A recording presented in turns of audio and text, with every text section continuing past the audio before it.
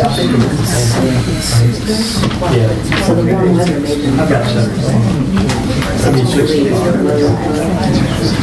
think he's got a good thing. Ladies and gentlemen, I have 7 o'clock, 6 o'clock, excuse me. I'll call this meeting of the Town Council to order. First off, if there was anybody that wanted to speak at the public comment period, you need to sign up. I think we got some folks here for various things. So the first order of business will be the Pledge of Allegiance. Vice Mayor Barbara Gray.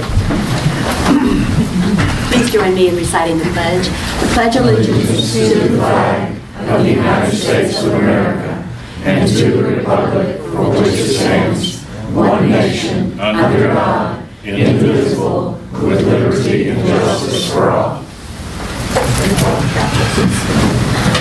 Okay. Entertain a motion to approve the September the 4th, September the 24th, and September the 25th Town Council minutes. Mr. Mayor, everybody have, yes. If I may, I'd like to add one thing to the minutes from the continuation meeting. When we were discussing nonprofits, it was mentioned that if we decided not to do nonprofit funding in the future, it could be possible that the town could look at other alternatives to try to fundraise to give to nonprofits. I think that's worth noting in the minutes. That's fine. That's fine. Can I have something? Yes, ma'am. The Women's History Trail had withdrawn the request for nonprofit pool money. It was still on the list. If you could just take them off that list. Okay. So we have an addition and a subtraction. So, okay, any others? Anybody want to swap anything around? If not, I'll entertain the motion to adopt as presented with the changes. Make the motion. Second. All in favor? All right, next is the adoption of the agenda with a change here. Counselor, I think you have a change to this. Yes, Mr. Mayor. The only change I'm aware of is to strike off 8B regarding the lazy hiker police agreement. Address that. Okay. 8B. So that's off the agenda for tonight. Yes, sir. Okay.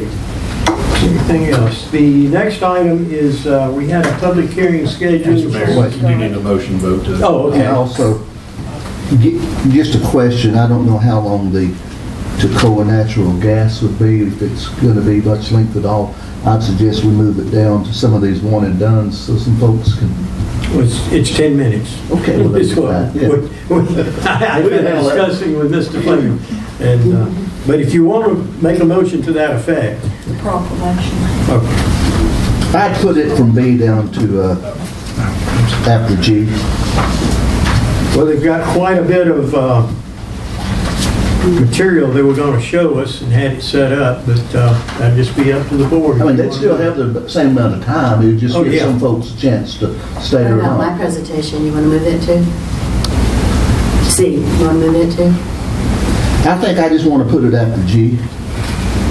Oh no, he's getting me all out of kilter here.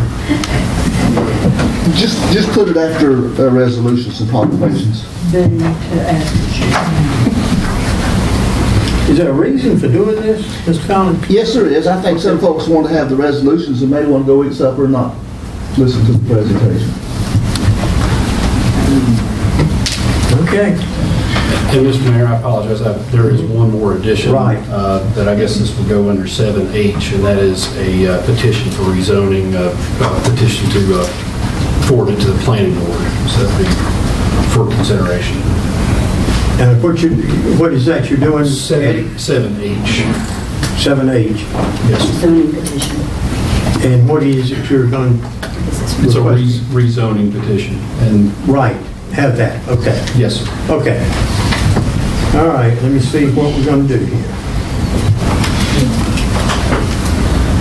As adjusted, I move we adopt the agenda.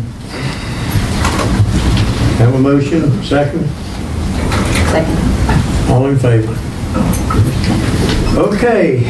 Mr. Norton, are you ready, sir? Yes, sir. Okay. Come on up. I must thank Mr. Coggins for his timely rearrangement of the agenda. Instead of going from the bottom, we're now at the top. We're here tonight to discuss the resolution that's been presented to the town council, hopefully for passage, dealing with post-traumatic stress disorder.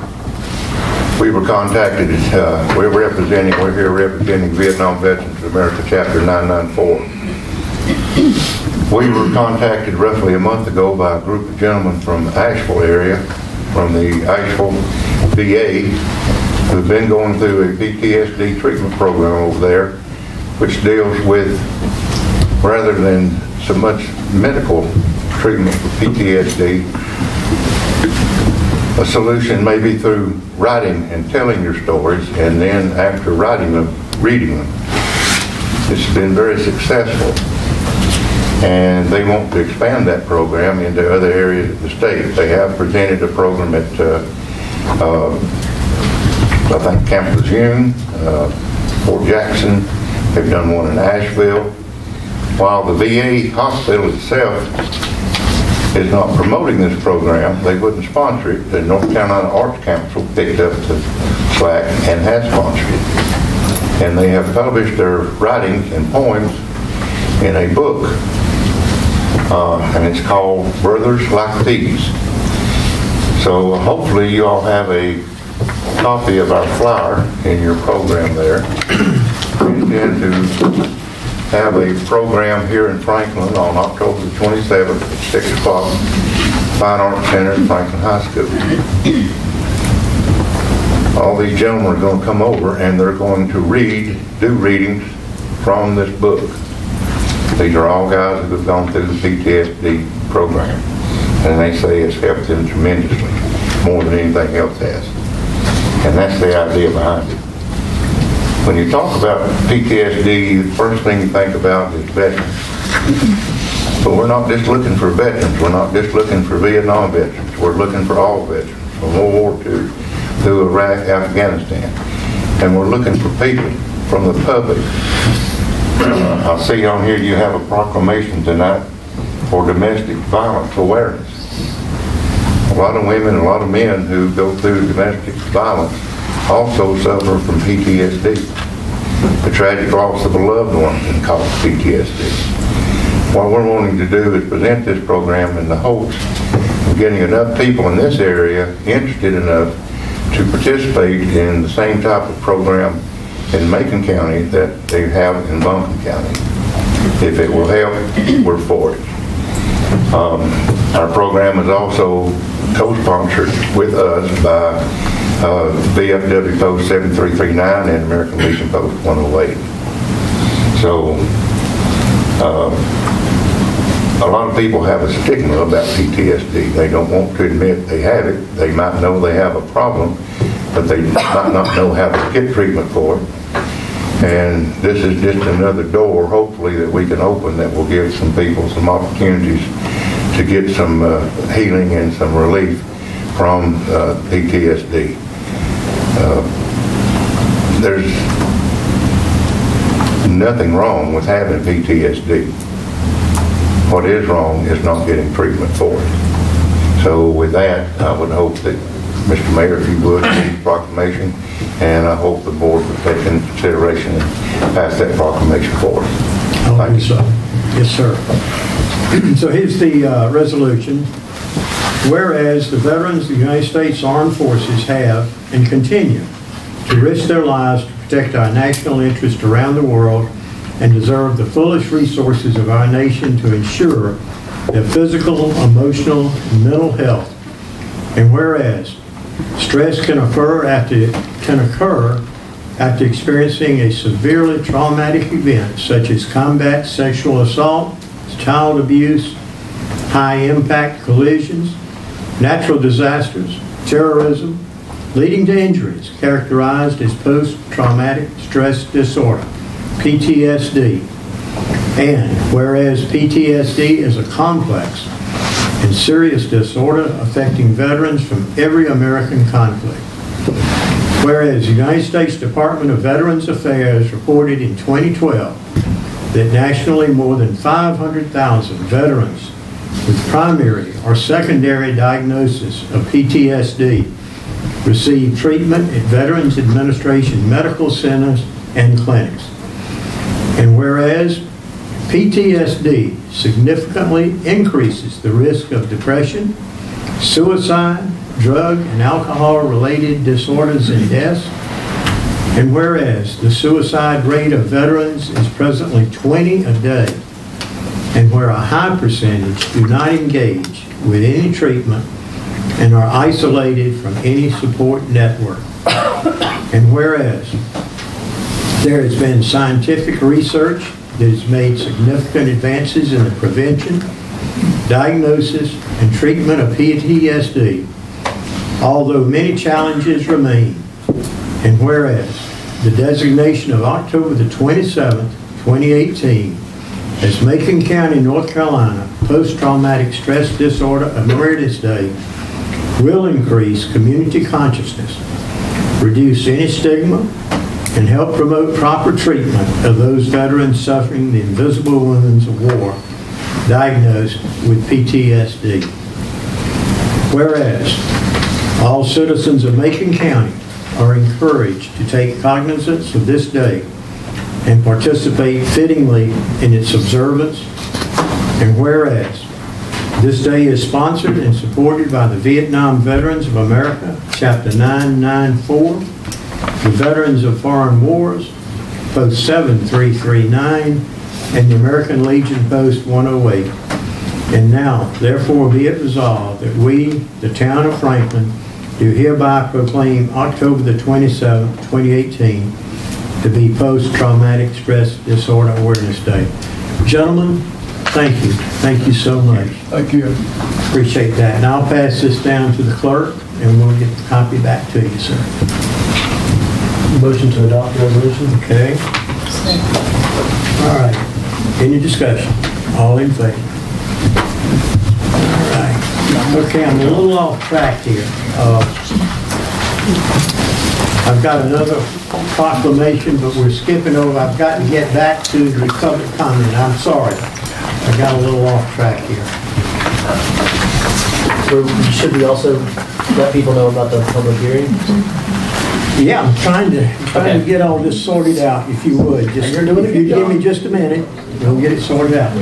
Councilor, you want to speak to that public hearing? Yes, Mr. Mayor, I'm happy to. We do have and left on your agenda the public hearing on the proposed economic development agreement. You all are familiar at this point with the fact that there's a lot of moving parts to this kind of thing. In fact, it feels a little bit like an airplane being built in midair. All of the parts are not quite ready for you to take action on tonight.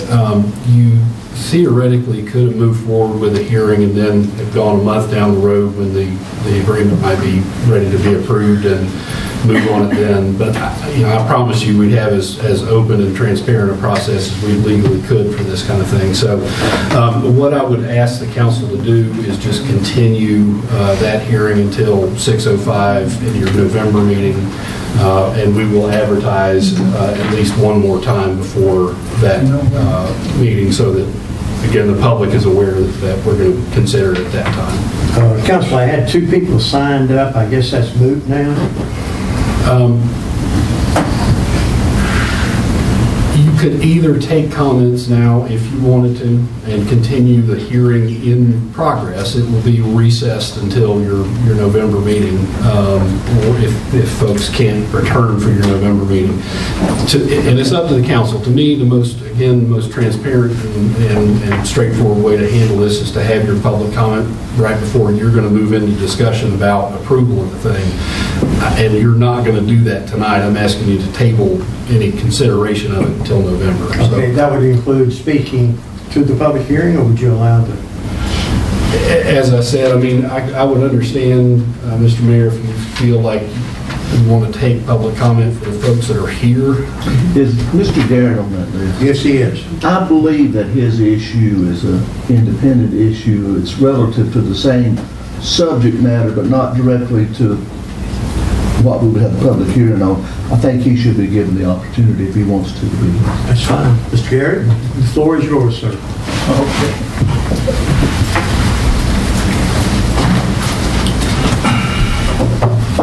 Okay, thank you all. My name is Tim Garrett, and I'm here on behalf of the Garden Terrace Condominium Association, of which my wife and I are members. Our property is located on 1st Street in Franklin, North Carolina, which adjoins the old Whitmire property and property owned by Franklin Tubular. And I guess this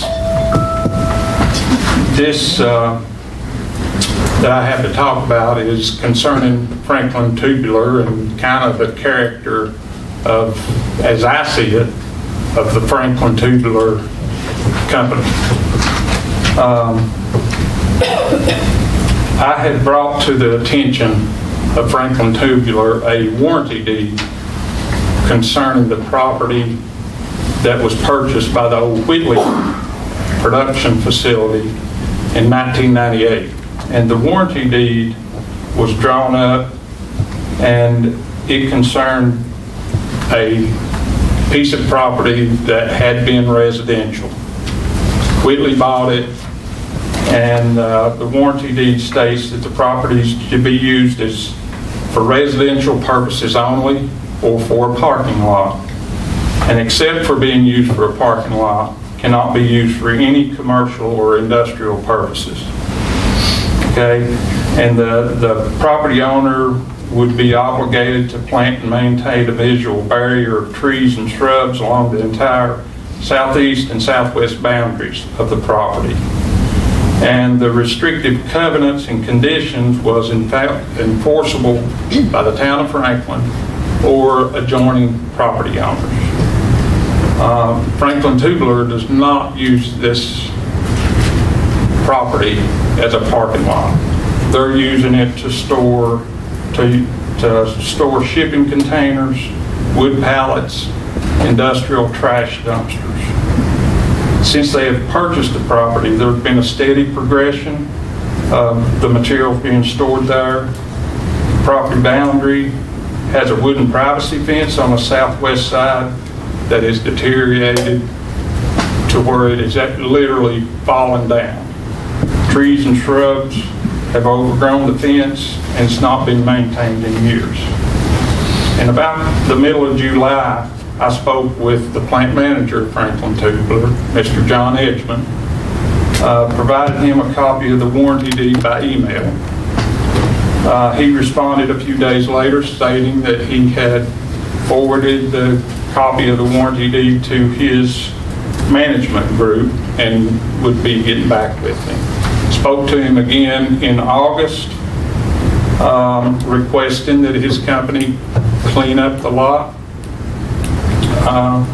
We told him that I was okay with the privacy fence, but we just wanted it cleaned up and the existing fence repaired or replaced. Mr. Edgman indicated he'd be willing to rebuild the privacy fence and have the boundary of the property maintained, but on the contingency that the industrial shipping containers would continue to be stored on the property. After I would not agree with that, his response was, I'll move lowboy trailers in on the property and I'll store my shipping containers on it. And that will satisfy the part of the warranty deed that states it's just to be used as a parking lot. I thought that was pretty unprofessional and belligerent. At that point, I felt like that there was no need in talking to the management of the plant any longer.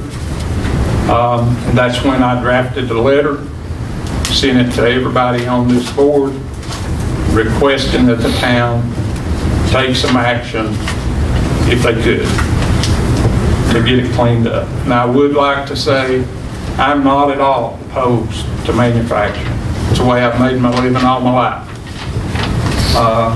And I've worked in all aspects of manufacturing. And while I understand the value of manufacturing jobs to the local economy, I believe the ultimate purpose of manufacturing, or any business, is to sustain and improve the communities that it is involved with. I also understand local communities must support businesses as a partnership where both parties benefit.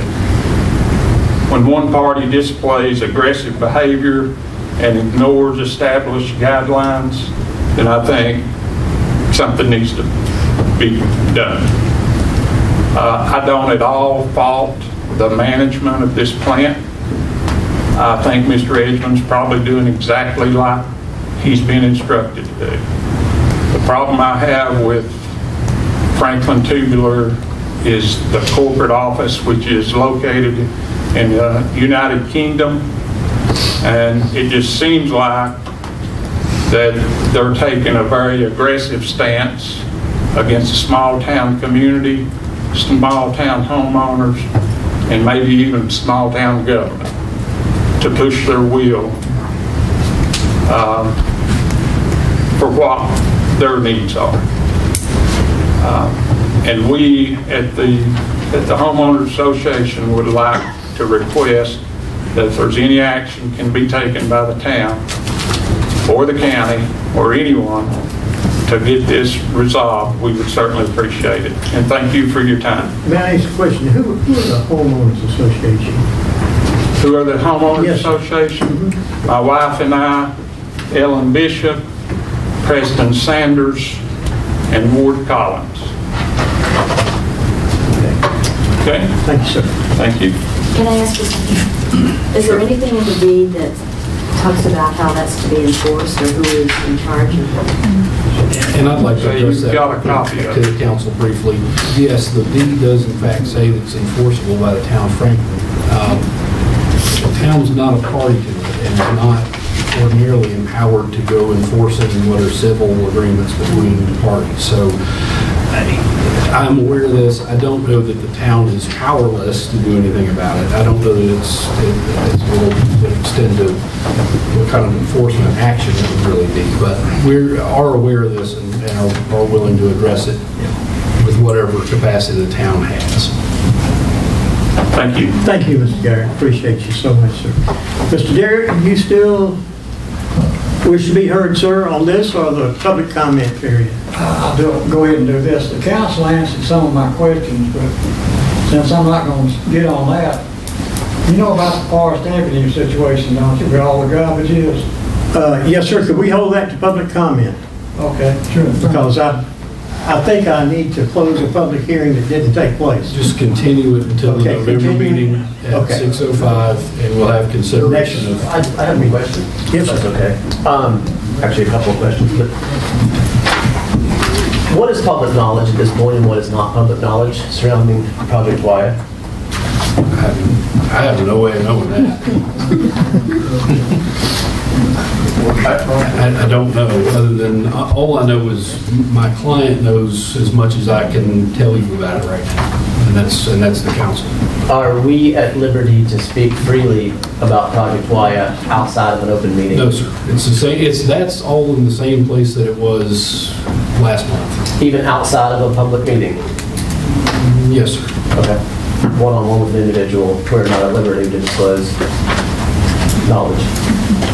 Again, and please know, that's not the John Henning law. I'm not crazy about it. I'm shooting for clarity here, that's all. I I'm understand. not putting you on the witness stand. I really want to know.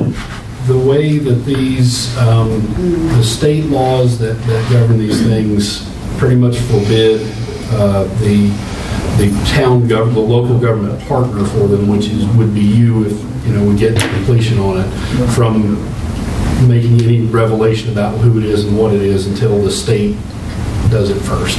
And I don't think they are going to bug your, homes or anything, but it certainly would put it in jeopardy if there was a whole lot of public discussion about it. I'd urge you not to. And my second question is, the continuation of the public hearing regarding Project Wyatt, which will be at our November meeting, there will be an opportunity for the public to speak? Yes.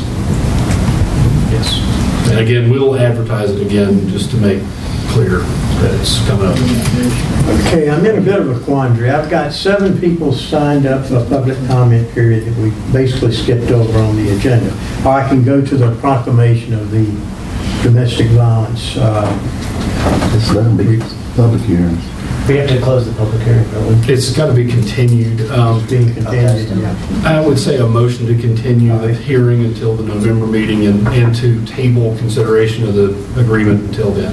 Okay, I'll entertain a motion to that effect if someone wants to make it. You make it? Okay. Second. Second. Any discussion? All in favor?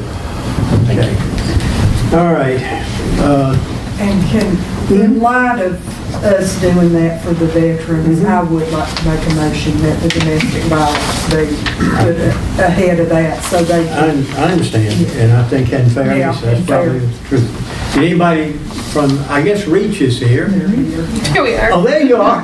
Oh, look right over you. Andy, good to see y'all.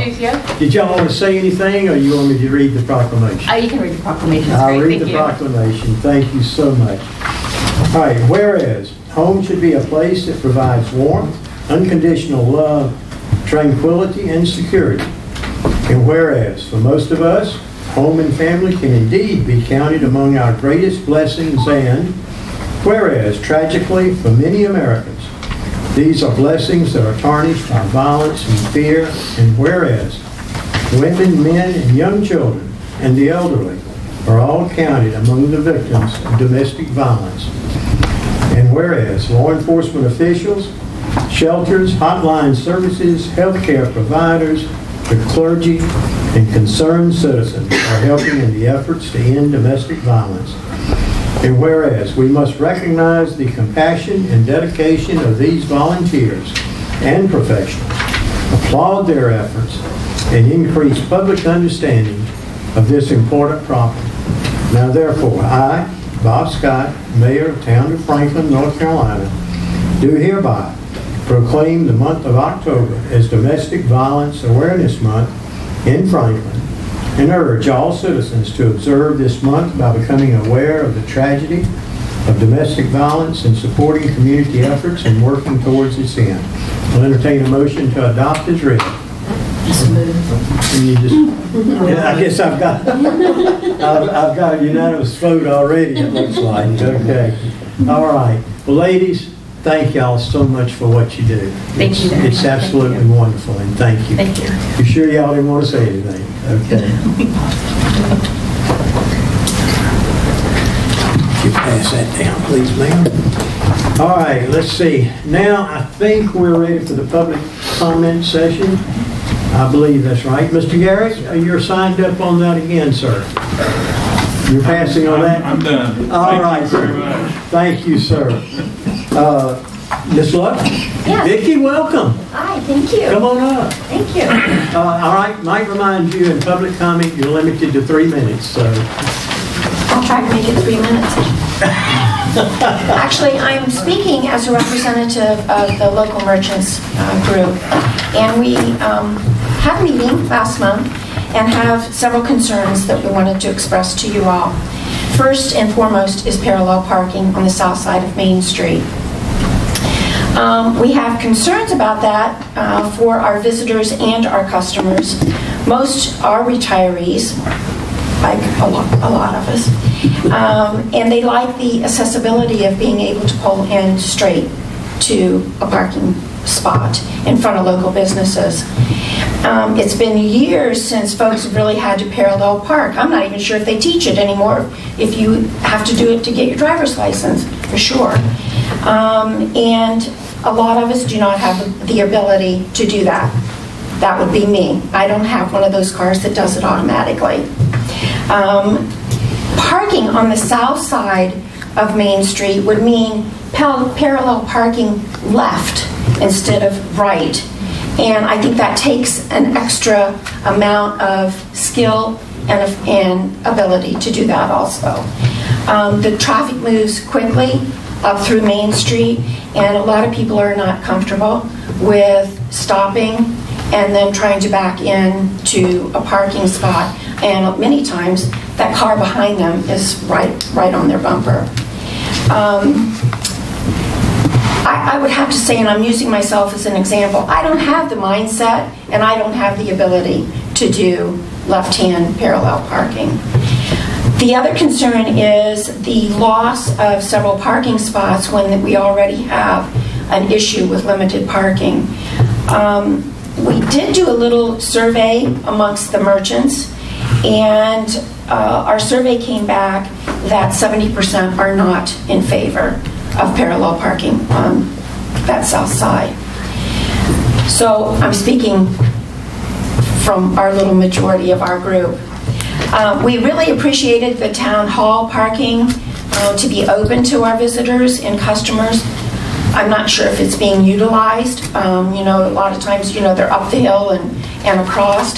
Again, it stops the customer from parking in front of the business that they're going in. And I know, like in the morning, there are restaurants that have senior citizens that come for breakfast. Well, there's a lot of senior citizens that do business, and they're just not comfortable with the parallel parking. The other thing I wanted to address, and I'm very passionate about this, the roundabouts, the construction.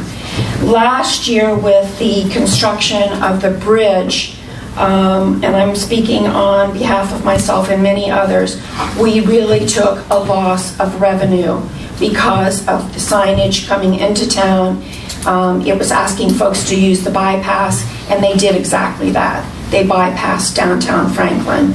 And I experienced a loss. I've spoken, we've spoken amongst ourselves, and a lot of the other businesses suffered losses. One resulting in a business going up for sale because he didn't want to tolerate, or work with it anymore, and he has since sold his business. I took a little ride on Saturday. I usually don't get a Saturday off, and we decided to just start going down roads, my husband and I, and stayed off of interstates. And I was shocked. I have never been to Canton, and I've never been to Candler. And when we got to Candler, it wasn't one or two empty buildings. It was rows of empty buildings in their downtown district, and that scares me to death. I don't want to see that happen to Franklin. And I am very, very concerned, especially with the roundabout where the chamber was. You're cutting off a main entrance into Franklin from the south, from the Georgia Road, and then we're talking about several others and detours that way. My concern is verbiage on the signage, to warn folks coming into town.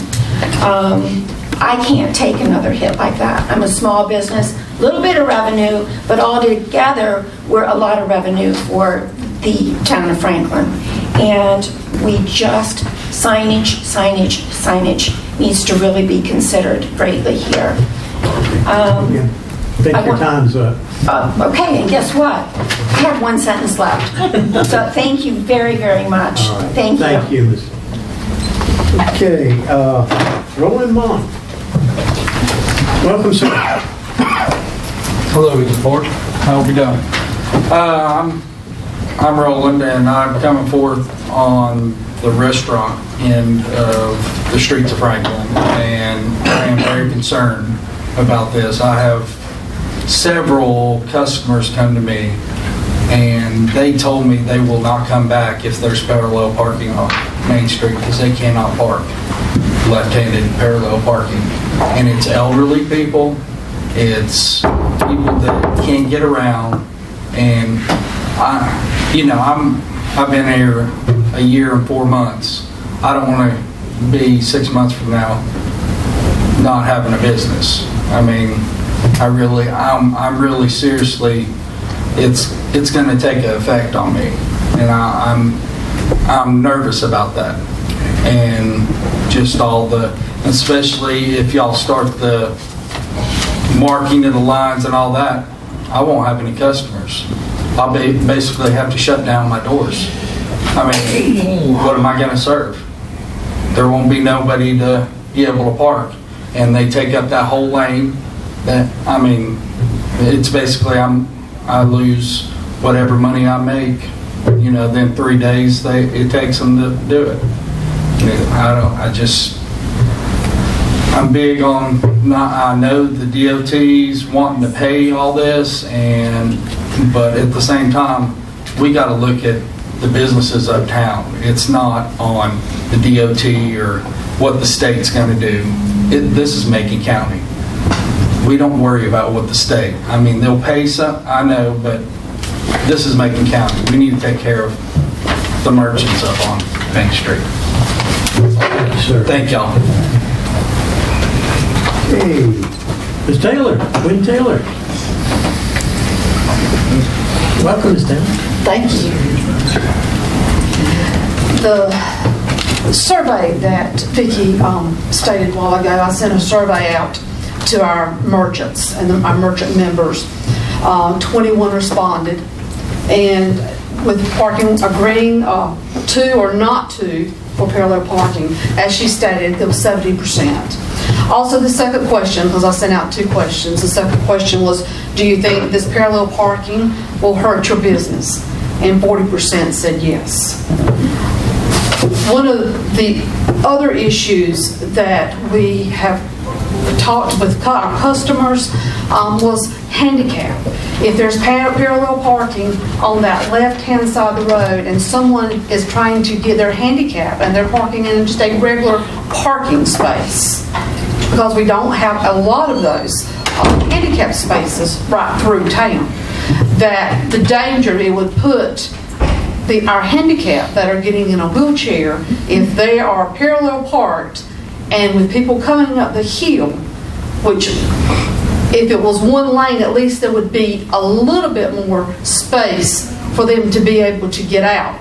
But with parallel parking on that side, I think that would hurt some of our senior citizens and some of our handicapped people trying to get out.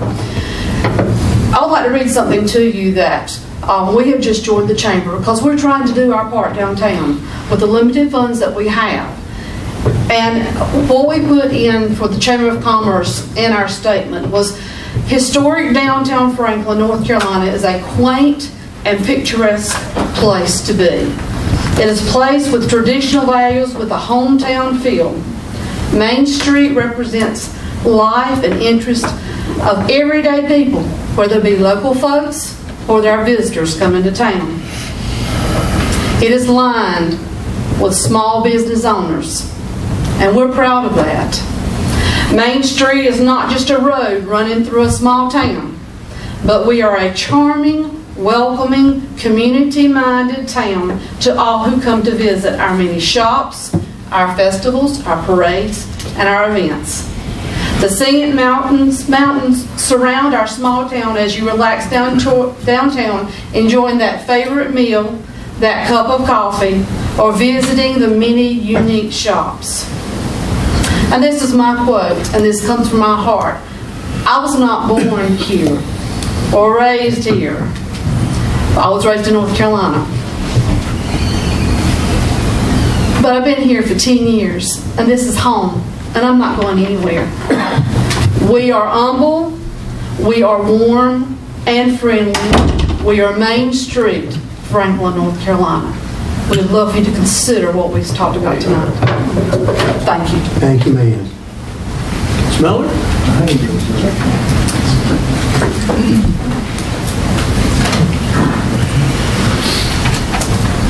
Welcome. Thank you. I agree with everything that has been said. I did try to get in contact with Mr. Culpepper several times after the nomination that was made last time. But we are a small town. We do have a lot of elderly people, which is what we were wanting many years ago, and they're still here. And it just will not work. I mean, I'm really seriously afraid it will kill downtown if we have. I mean, right now the speed is so much more because of even one side being parallel. If it's both parallel, I think there's going to have to be speed bumps, and I don't think the DOT or anybody's going to agree with that. But it cannot, I mean, the speed is just too fast now, much more than it was before. So I'm asking also that y'all consider that. And I've been on Main Street for 30 years. And, you know, I don't want to see it go. And I don't want to give up my shop. I have a lot of customers that come from Georgia, from Asheville, all over, and they shop in all these stores downtown. But I know, I think it will seriously kill us. I really do. And I appreciate it. Thank you, ma'am. Appreciate that. Ms. Green?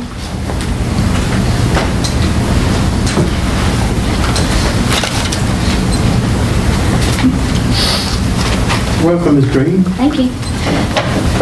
I am a lifelong town of Franklin resident and voter, and I do vote regularly. Parallel parking has limited the number of parking spaces on Main Street, and speed has become a major factor with the change that parallel parking has brought thus far. I'm not sure if you're aware of that, but anytime I try to cross the street, I feel like sometimes I'm playing dodgeball or something like that. You start across the street, no one's coming. They top the top of the street up there, and I have had to run for it several times, and it's dangerous, and it's dangerous for our tourists. And we want tourists here, because that's where we get our livelihood from. Generally, drivers are trained to park primarily on that right-hand side of the street, and it's challenging even for those drivers to do that. Parallel parking on the left-hand side of the street will present challenges for drivers young and old, especially the elderly or handicapped of our town. I have been working on Main Street since November, and I have seen firsthand the changes that parallel parking brought to Main Street. It has affected folks who wish to park for appointments, for shopping, and other things. Most times people are very verbal about their frustrations with our parking situation. A lot of times I hear horns honking or people yelling because they're frustrated because someone's trying to parallel park. I believe there has been a rush to decide to change Main Street, even temporarily, for that parallel parking on the left-hand side of the street.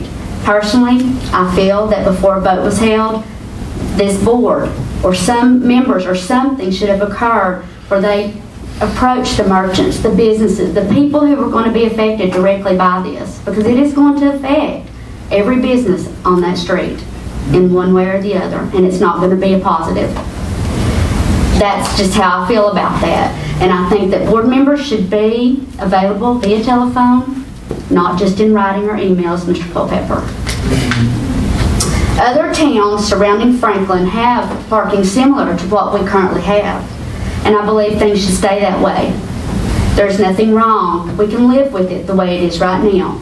But if you change it, you are going to affect your merchants, and you need those merchants to keep you in these chairs. Thank you. Thanks, ma'am.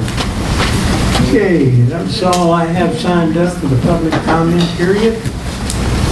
So, we'll move on, and I'm not sure where we are. Just give me a minute.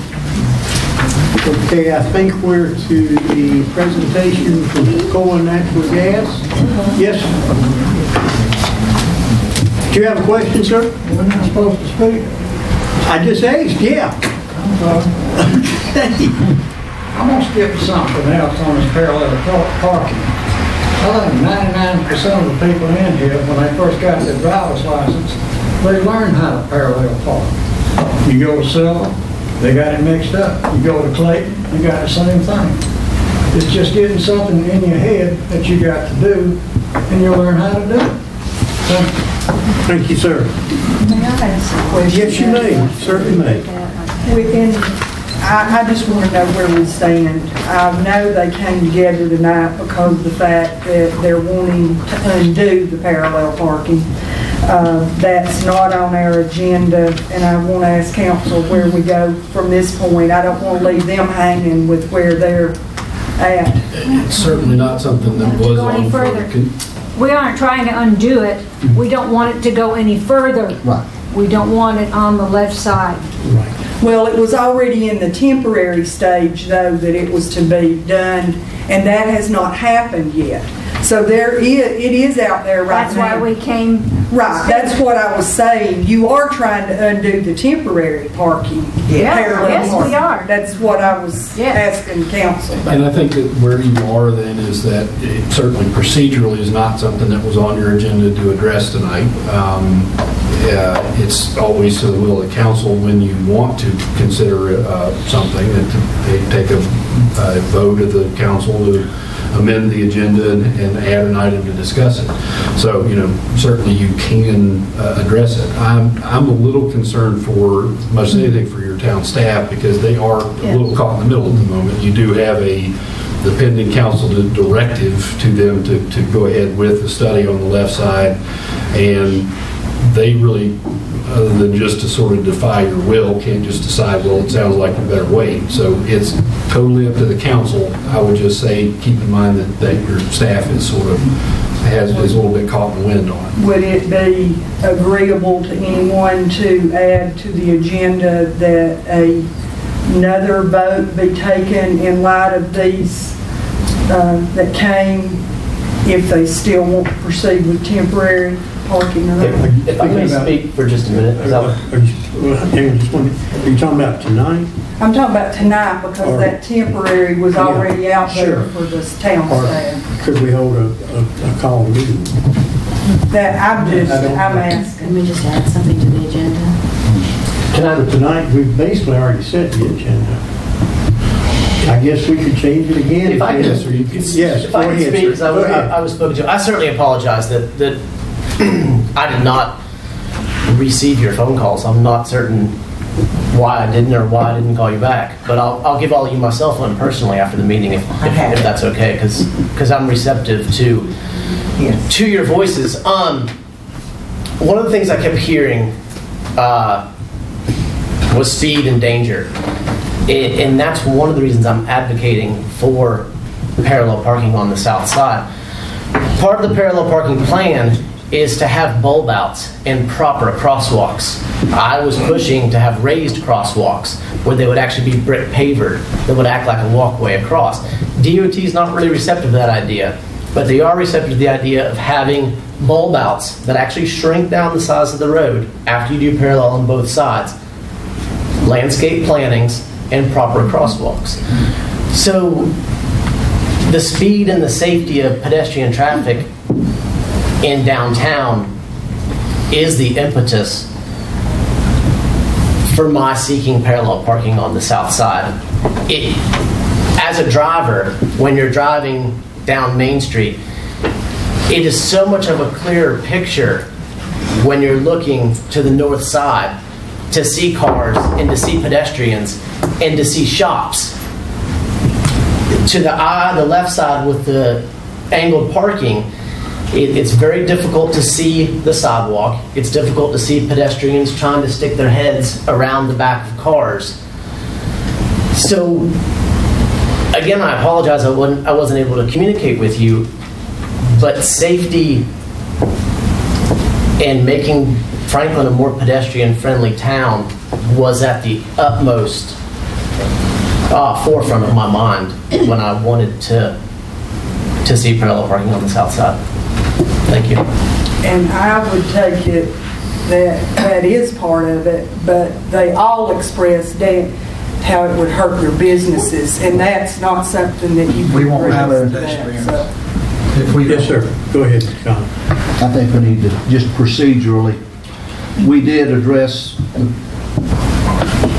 parallel parking on a temporary basis fairly quickly at our last meeting. It kind of came up, and I think there was some money tied to it somehow or another with some help from the government. But I would not be averse to set it down as motion to go ahead and put it back on tonight to see if the board wants to have a second chance on something that really, like I say, I felt like it kind of came quick for not any bad reason, but in the end we left out a lot of folks quickly. So if you want to make a motion to amend the agenda again for that purpose, I'll say. I would like to make a motion that we amend the agenda to bring up the come back to the issue of the parallel parking on the south side of the street. I'll second that. All right, any discussion? All in favor? Any opposed? Okay. We're putting it on the agenda to discuss it, right? I'm hoping we vote on it, was what my discussion, to put it back on the agenda. But Well, it's back on the agenda. And I have no idea where the agenda is. I would make a motion that if it is with the approval of the board, that we revisit this issue and vote on it tonight so that town staff knows where they're going and the merchants know when they leave here tonight. So would your motion be to delay or Reconsider. what was your Motion to reconsider the prior vote. To reconsider the prior vote. Okay, all right. Okay, and I think that's what your motion was including, Right, it actually, was, so we don't yes. need to vote on that. So, any discussion? Mackenzie? McMahon? I have a, I will. oh, sorry, John. Go ahead. Are you Oh, I'm addressing sorry. the agenda item now? Yes, but I don't know what you're talking about. I put it back on the agenda. It's on there. And I have a motion once the discussion. Well, you already made your motion. I've got another motion. Well, go ahead with your motion. I know, I was going to let them discuss first, Well, but nobody discussed. I was trying. He was trying. Go ahead, Brad. I wanted to ask either Summer or Justin, if I may, if in the final product, you know, for the DOT, if it was parallel right side and angled left side, would the bulb out still be an option, or are they only an option? if- No, it's an option either way, and funding isn't contingent on either option. Okay. There's funding available for whatever the council decides. The bulb outs, as you'll notice, the city posts that have been in place during our trial period before we did the opposite side of Main Street that we've currently done, that's always been the intent. So regardless of the decision of the parallel parking, funding is still there and the bulb outs is still an option. And the posts are on both sides of the street right now, and they are indicative of the location of those future bulb outs? Yes. Yes, okay. I thought so, thank you.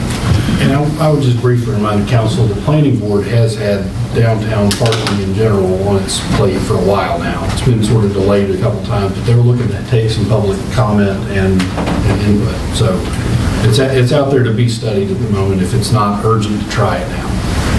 I also know that one of the planning board members, the chairman of that, said that it was a town board issue and they could do nothing to change what we had done right now. So it was up to us to make any changes. Because I was trying to send people to them for comment. You had a comment? But no, sir, my question was answered just now. Okay. That was all I had, thank you. Mr. McRae? And no, I think if the rest of the council wants to wait a while on this and give the planning board a chance to study it some more, if that's what they're doing. They're not going to undo. No, but if we undo it and say. No, Dr. Harris said the trial is out there. And their public comment really was, he more or less put it back that we need to undo it if we want it undone. They could still have their meeting and have public comment, and I guess we could put it back in place, but the trial is to happen, and they can't undo any of that unless we undo it. That was what Dr. Harris. That's what I said. But no, that wouldn't let it, we would have to vote tonight. Yeah. That's what I meant. No, I thought you meant delay the vote. That's what I thought. No, delay doing make a anything is what I was. Make a comment, sir. I think we had a very good idea tonight of what is going to happen after we put the tape down for 60 days. I can't imagine all of a sudden there being a come to Jesus moment and everybody likes it. We had it on the north side as well, and begrudgingly it's there. I am not.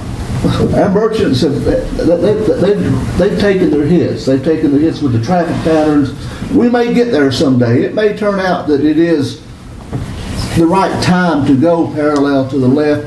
I am just so happy that the right side, and I guess when you open things up, it does make it a little bit faster, so everything has trade-offs. But I would be perfectly willing to kind of let the dust settle a little bit from the north side before we see, because I've got a good feeling after the tape goes down for about 60 days, we're going to have at least that many or more coming saying about the same thing.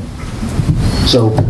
Yeah, and I say, if we do a test, if we decide that we're going to do that, we ought to do it in the month, the least traffic month, I mean, the least tourist month, whatever that would be, like March or April, instead of October. But I think the temperature determines the tape on there. Isn't that right, Madam Manager? I'm sorry. Mr. Engineer? Yes. Doesn't temperature determine when the tape goes down? Yes, sir, that's correct. And if I may just address the mayor and council real quick, just something to keep in mind too is just bear in mind, as we stated earlier about funding, it's not contingent upon it, but in order for us to apply, we do kind of need to hold our feet to the fire a little bit so we can report back to DOT what we're looking at doing downtown, so we'll be in the funding cycle by the 1st of this year. So just keep that in mind. Well, so if we probably only have October to do it in anyway before it starts getting cold. Correct. It looks like it's almost an impossibility, even if we wanted to do it. I think I'm fighting a losing battle here, and I hate to dig my hole even deeper, but I'd be remiss if I didn't mention that I guess I'm the parallel parking guy, because I had some vitriol sent my way. And I've also had several people come to me and say it is incredibly difficult to back out of those parking places on the left-hand side. You're actually facing slightly downhill, and you're turning around your right shoulder, and I think it's difficult to pull out of there. And I've had people tell me north side parallel parking, they didn't think it was going to work, they thought it was a terrible idea. It's now parallel parking, and they're like, you know what? Actually, it looks really nice. I feel safer. I feel safer being downtown. It's not that hard to park. It's harder. I agree it's harder to get into the spot, but it's a lot easier to get out of the spot. It's very difficult to back out of the south side lanes with the angled parking they are. And I've had some feedback. Not 7 people feedback, but some feedback. I thought it was worth mentioning. No, I guess I'll speak to is 2 sides here. Number one, as a business owner downtown, and I mean, all these guys out here are my neighbors and friends for the most part. I will say, I've had a very mixed reaction from business owners and people, some in the positive, some in the negative. But as a pedestrian, I will speak for it. I'm a pedestrian every day. I love it. It's a lot safer. That doesn't mean the south side inherently makes it safer. But I guess my only concern, especially, is going to be with this funding cycle. If we don't do this, and we determine, and we get into the funding cycle, and we have it, how long? And we do this with bulb outs. It's like this for a long time again, a decade, 2 decades. So, you know, this is. I know it seems like a hard decision, but if we vote it down too, we're also making a really long-term decision for everybody. I'm with Dave. I think there's some really strong statistics out there and some studies that say that it slows traffic down. You curbs speeding, parallel parking. If you have it on both sides, if you have it on one side, like we do, people try to go around on the left. That's about the only time I've almost been hit since it's been changed. People trying to get out of that parallel lane and get into the other lane. Just trying to pass people going down Main Street. In terms of business, we haven't lost business, but that's not a fair assessment because I'm not right on Main Street. So I have all kinds of other avenues for parking. So I don't think I'm a great representation for that. But I do have some concerns with this, just totally dismissing it altogether. Because I mean, there's been a lot of really positive public feedback that I've received from a lot of other organizations and groups too. And I'd be pretty remiss not to voice their support too, that it's not just all negative. We're critiquing an unfinished product too. I know that doesn't placate the Main Street Association, but because you have to deal with it every single day. But it is not a finished product. So keep that in mind, that it's easy to hit it with a stick right now because it's not laid out properly. Yes, sir. How much money are we talking about on the table? And if we lose this cycle? Is there another one coming around anytime soon? It would, if you lost this cycle, it would probably put you back this time next year, and you're looking at least $100,000 or more. One of the things that I think we have to realize, there may not be funding there. We've already gotten some words that because of Florence, that monies are drying up drastically in the state for just about anything except recovery. Excuse me, I just wanted to throw that out. We do have a serious situation facing the state right now. We don't even know where we are yet. Okay, yes ma'am. You know, I guess the reason I take this so passionately too is, well, I'm not a fan of parallel parking, but these are these people's homes. I mean, your work is your home. And maybe $100,000, but if there's nowhere to if there's no businesses to parallel park to when you get to them, you know, it's just, they're here. They need to be in the conversation. They're the ones that deal with it on a daily basis. They hear the people that complain about it. I just think that their voices should be heard on the parallel parking issue in town. Okay, I think we've got a motion on the floor, and we've had discussion. What was the motion? I thought you want to repeat. And let me suggest a motion. What would be in order if the council, and it seems like it is the consensus to rescind, it would be a motion to rescind the prior action to put forward a test of parallel parking on the south side.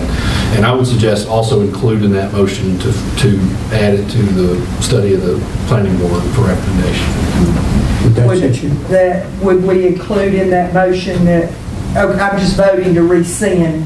I mean, the motion on the floor is to rescind the temporary trial period that we voted on before. Correct. I make that motion tonight. Is there a second? I'll second. I think we've had a lot of discussion. Any further discussion? All in favor? All opposed? All right, it's a 2 and 4. Okay, all right. I think we're up to the presentation from Toccoa Natural Gas now. Are we back on track? Anybody's keeping score? Mayor, you're on track. All right, Mr. Fleming, sir. Welcome. Thanks, guys. Thank y'all for coming.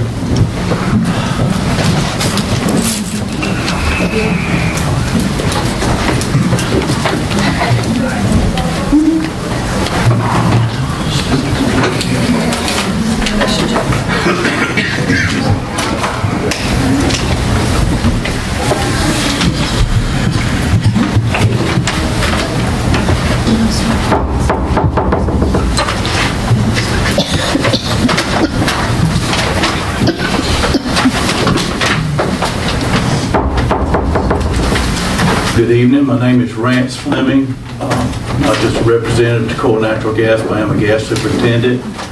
And this is Matt Moyer with me. He's piping and conversion supervisor. I asked him to join me tonight and help me with this presentation. And we're here today to present you a manual. And this manual is for in case we had emergency up here in the pipeline, whether it be distribution or transmission, how we would respond to that. This manual has been updated as of today.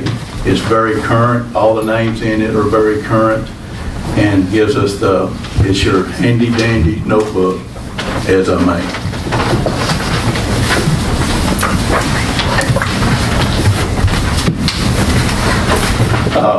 As a part of each natural gas operator's effort to ensure that natural gas is delivered to its customers in a safe, reliable, and efficient manner, and to assure that in event of emergency that each natural gas operator personnel are familiar with other entities' capabilities in assisting in natural gas emergencies. Each natural gas operator maintains liaison with those organizations by compiling current information on resources of these government organizations, acquainting the officials with Toccoa natural gas emergency procedures, identifying the type of gas pipeline emergencies in which those officials are notified, and planning how the natural gas and those officials can engage in mutual assistance to minimize hazards to life and property. Like I said, all of this is in your manual. I'm just doing the top sections of it. During the liaison meeting, ensuring the following information is maintained is critical in ensuring that Toccoa Natural Gas has current information if needed in event of a gas pipeline emergency. In your manual, you will see organization's name and contact information, types of responsibilities of those organizations, geographic area covered, availability to assist Toccoa Natural Gas in event of a gas pipeline emergency, responsibility and resources for fire, bodily injury, control, and area evacuation problems in connection with gas pipeline emergency, type system and capacity of equipment and vehicles, procedures to fill a prompt communications emergency. So I step on something. Level of training of response. This information is contained in Appendix C1 and C2 of each of the SRCS member Toccoa Natural Gas Emergency Manual. As a part of each natural gas operator emergency plan, each member Toccoa Natural Gas shall make available the following relevant portions of its emergency manual as to apply to appropriate fire, police, and other officials. This should be done at the beginning of the liaison meeting.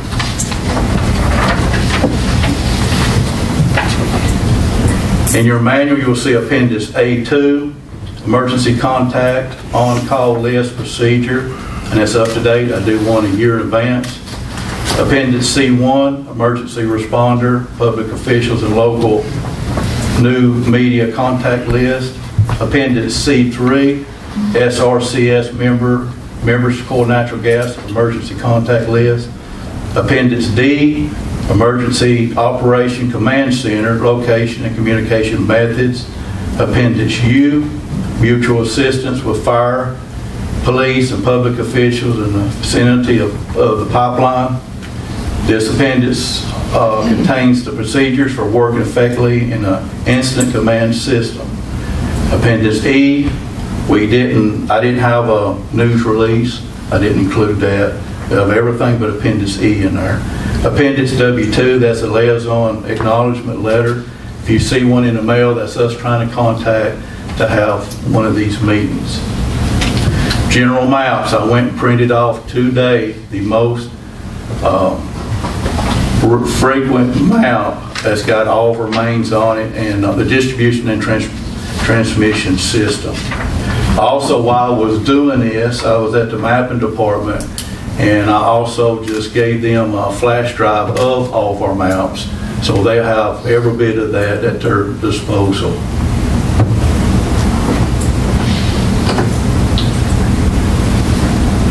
Next. During the liaison meeting, ensuring the following information is maintained. Sorry.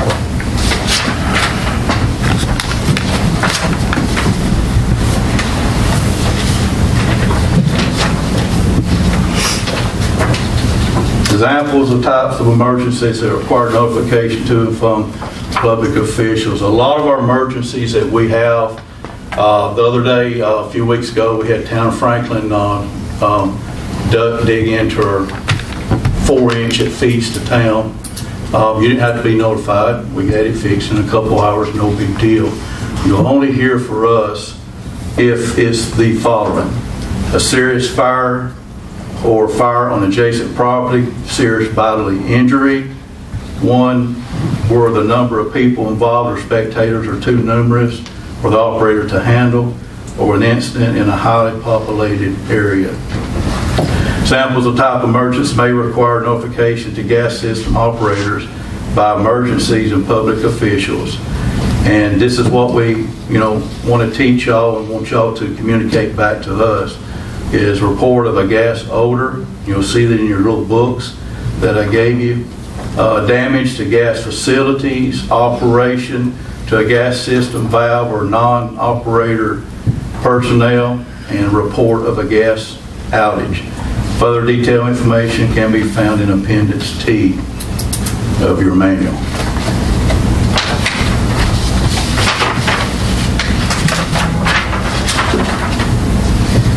Mutual assistance planning with emergency and public officials is essential in helping to minimize hazards to life and property, and we also have that list there. We've got about 5 or 6 cities that can help us in case there is an emergency.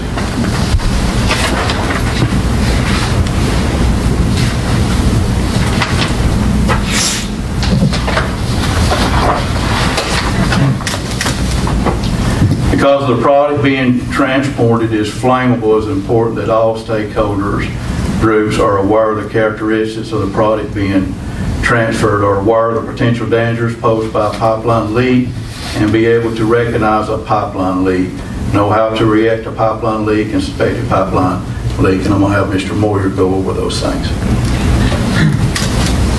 We're almost done. Leak recognition on how to recognize a leak. Because this product is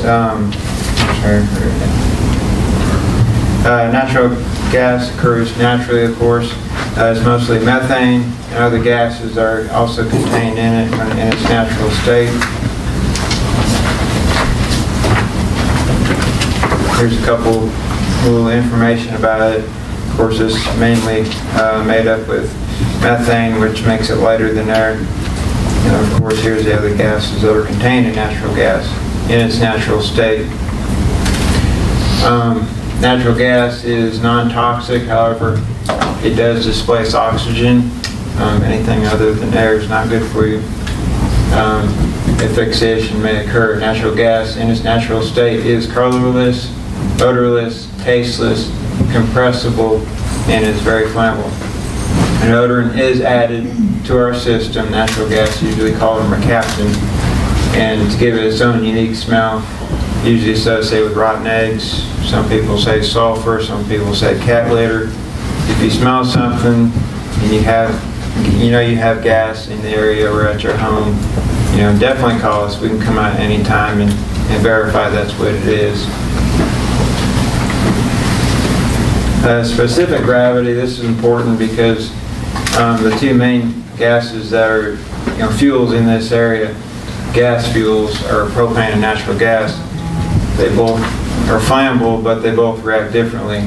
Natural gas is lighter than air, it dissipates quickly, so if we have a gas leak, a rupture in line, as soon as we shut it off, it's clear. Propane, on the other hand, is heavier. It can hit lowest places, basements and such. A couple things about natural gas has to be in its perfect state to be flammable, have the right amount of air, right amount of fuel. Dealing with it, if there's a natural gas leak in the area, don't drive up to it, don't attempt to remove power meters, don't park over manholes, just clear the area. A lot of this stuff we convey to the fire department annually, and they do a really, really good job. All the fire departments do as well. And don't let anybody that's untrained other than us in the area as well. Don't operate any gas valves. You hear anything, people love this, start turning stuff, and that can get them and us in trouble.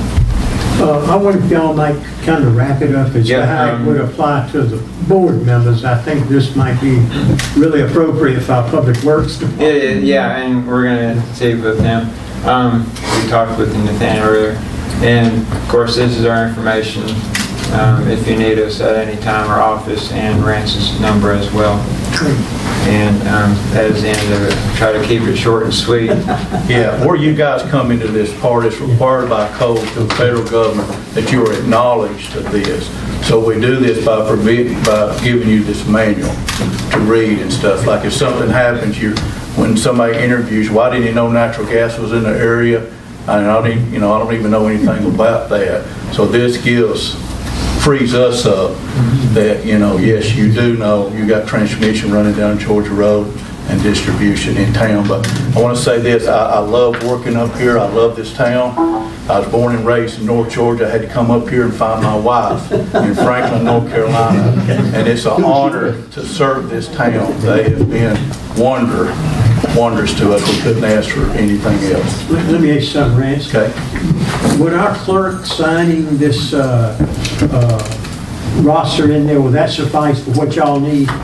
Do we need to notarize it or anything? No, you do not need to notarize it. I would just like to have the names of the council and your name on it, and that would be sufficient for me. We'll handle that for you, sir. And what I did, I made a copy manual, just like what I gave you, and that's what I'm going to give my inspector. Okay. So when they come in a few weeks, they're going to say, well, what did you talk about? You know, I've got names. I want to know, what did you say? We got and so we'll have all that. I have a question also. How deep are the lines buried? The mains minimum are 2 foot. We usually, the 2-inch and the 4-inch, we usually plant them about 3 to 4 foot. And the service lines minimum is 18 inches. We usually go 2.5 on them. So landscaping around natural gas lines shouldn't be an issue, but we still do not dig where they are. Unfortunately, you'll see the polyethylene material that we use. It's the state of the art. It's very tough. The only problem that we have, 99%, is third-party damage. People not calling 811 and getting the lines marked. That's a free phone call, just like 911.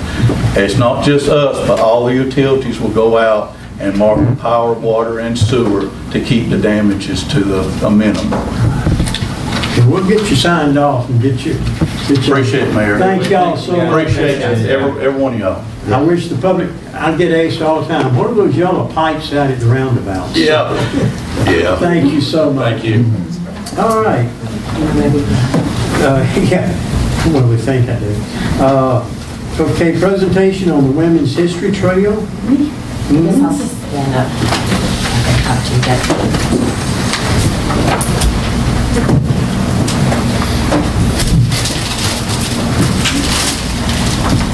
And I'm sorry, I could either show them or show y'all. But this is the piece of art that I have, the statues that we're considering for the near the river for the Women's History Trail.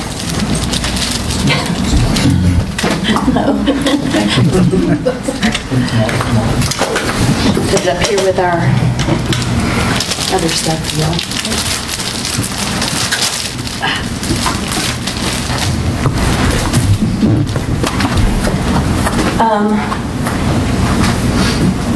I know you all know quite a bit about this already because I've talked to you several times about it. We have a very active group working on the Women's History Trail. On October the 27th, I want to invite everybody to come. 12:30, we're going to have a dedication. So we'll have music, we're going to have, food and just a fun time, but we're going to have tours and let people see where all the plaques are. So we're going to have 9 plaques. I thought there were going to be 9, but for my birthday, the team gave a plaque to me for in front of my house in honor of Arabella Johnson, who was the first female editor of the Franklin Press. And she built my house, so the plaque is going there.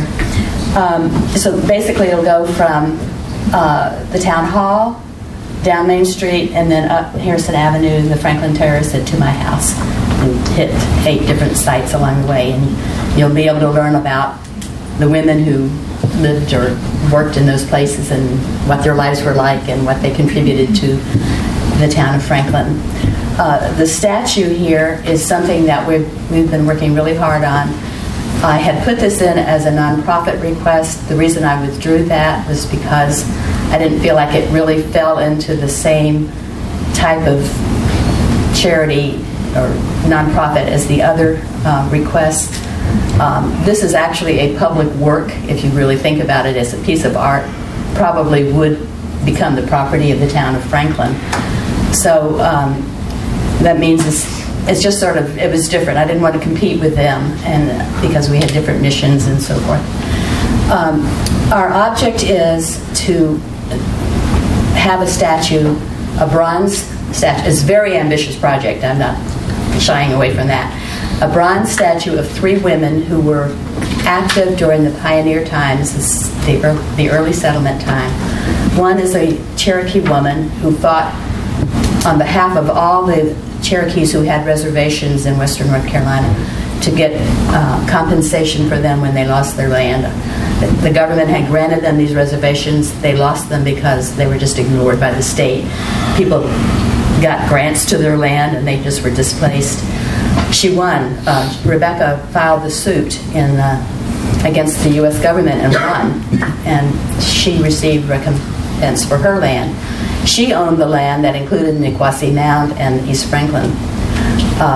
She lost it because they were burned out by General Love, and who wanted the land. And it's a long story. Very, very fascinating story. They owned a slave woman named Sally and sold her to Jesse Seiler in 1821. It's one of the first deeds in the courthouse. I don't know why they did that, but Jesse Seiler, he worked on their behalf, seemingly. May have worked out some kind of a deal. When the Loves left town, went to Tennessee, he obtained that property. So he took care of the mound, actually, and his descendants, as long as they owned it, cared for the mound. He gave half of it to his daughter, Thomasina. She's the third figure in here. So we have a person from each of the racial groups that founded or were important in the creation of what is now Western North Carolina, Macon County, Franklin. We want to honor their contributions. Rebecca's brother was Junaluska. He's very well known. He has statues to him and all kinds of buildings and lakes and things named after him. Most people don't know about Rebecca's contributions, which were also quite significant. Her uncle was Yonaguska. So these are undertold stories or unknown stories. Sally was pretty much an anonymous figure. We only know a little bit about her. We know she was born about 1799. We know she lived at the mound. She lived with the Morrises, and later she lived probably with Thomasina. So they were all very involved with that property, and they all had intertwined lives. So that's the basic story. We have written, or I'm getting ready to write, a letter of intent to apply for a grant from Z. Smith Reynolds, which is a $50,000 grant. And of course, you voted last time to allow Summer to write a letter of support from the town of Franklin. I really appreciate that. We have gotten letters from the county, Mountain Partners, Niquosi Initiative, One Dozen Who Care, which is a group of black women, and Andrews, who started this organization to help promote unity and so forth. The town of Franklin, probably leaving somebody out, but I think we have a good chance, and hopefully there'll be lots of other chapters. The total price is going to be $340,000, and the reason it's so high, we're talking, these figures have to be larger than life to be seen. If you see, I've seen statues of people that are, like little statues sitting in, they look like little midgets, even if they're life size. It's just something funny about the way you see them. So they would be, the tallest figure would be like 7 feet. And that's a lot of bronze. So most of that cost is actually in the foundry cost. It's also an awful lot of work. It takes like 2 to 2.5 years for the sculptor to go through all the steps of doing this. It's a fascinating process. And if any of you or all of you would like to go up to his studio sometime and just see how this is done, I'd be glad to take you. So if you have any questions about it or where we are, but remember that October the 27th, because it's going to be a great day. And I gave you all a picture of Eloise Potts. She was the only, so far the only female mayor of Franklin. And she was a graduate of Meredith College, which made her one of like less than 3% of American women at that time had college degrees. So she came to Franklin, and there were several other very well-educated women at the same time who did a lot to really change things for the people of Franklin and make things better. Okay, that's all I can say because I'm losing my voice. Unless someone has a question. Thank you, ma'am. Yeah, thank you very much. Okay, the next item is permission to advertise the vacancy on the Franklin Alcohol Beverage Control Board. Madam Manager. Yes, Mr. Mayor and Council. What you have before you in your agenda packet would be to give permission to the manager to advertise for a vacancy. It would be to fill an unexpired term of member Mr. Wayne Swank. So we're just needing permission from the board to move forward with advertising that in the local news outlets and, of course, making that available on our website. Have a motion. I move that we go ahead and advertise. Second. Any discussion? All in favor? Okay, moving right along. Okay. Should we thank Mr. Swank for his service, or is that? We'll do that. Yeah, we've got some plans. We'll talk to the board about it, make sure everybody's tax releases, Madam Manager. Yes, Mr. Mayor and Council. Along each of your desks tonight, you see it's a little bit lengthy. It's a 3-page document. On the 3rd page, it looks at the releases that we need to do for this year. So if we could just have a motion to approve the releases as presented on that 3rd page. Entertain such a motion.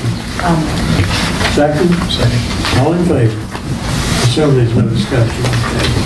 All right, Mr. Setzer, you have a rezoning petition to forward to the planning board. Yes, Mayor and Council. Should have in front of you. You should have a petition for rezoning from Hendon Properties of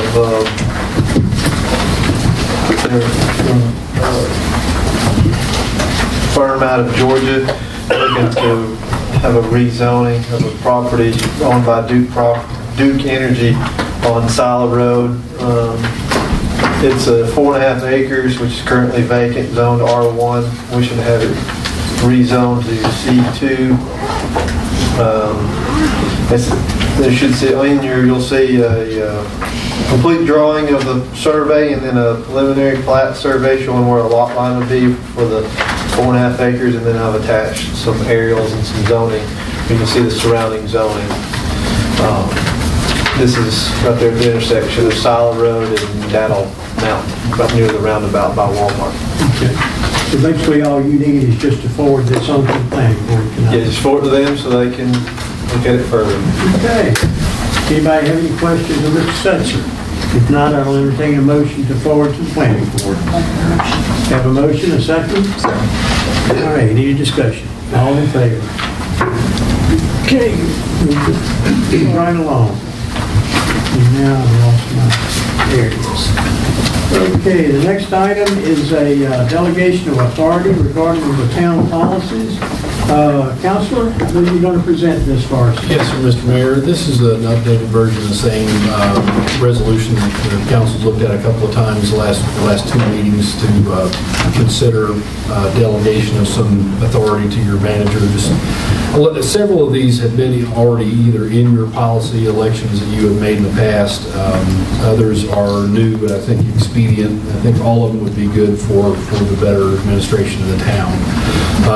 None of this it's not mandatory that you approve this, but I think it would be good to clarify for your manager exactly which things are delegated. This kind of draws all that into one place. And I'll also say, as far as policies go, I think we're trying to do a better job of keeping those things sort of a manual, so to speak, of policies together that, they're not ordinances. They don't have force of law, but they are sort of more how the day-to-day business gets done. So this, I think, would be a good step in that direction.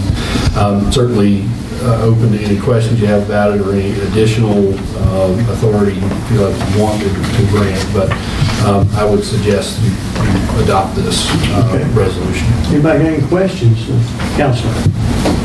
Okay, I'll entertain a motion to adopt this presented. I have a motion. A second. All in favor? Okay, thank you. All right, we're moving right along. 2 announcements. Family movie night is Friday, October the 5th, and Hocus Pocus. You talking about it, Steve? Okay. Did you pick that out? I did. For Halloween season. That's good. Great.